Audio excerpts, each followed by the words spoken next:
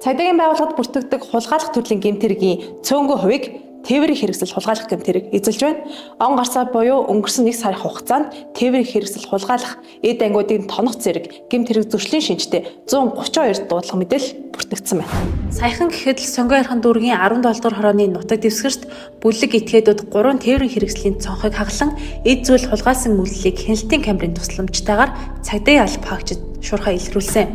Эдгээр бүлэг этгээдүүд нь шөнө оройн цагаар орчин нөхцөлөө судлан удаан хугацаагаар хараа хяналтгүйгээр орхисон тээврийн хэрэгслүүдийг сонгон эд ангиудыг нь тонож гэмт хэрэг үйлддэг байна. Миний хувьд бол машина 2 сар гаруй хугацаанд унахгүй цасан даруулаад үйл хугацаанд гадаа өсөв.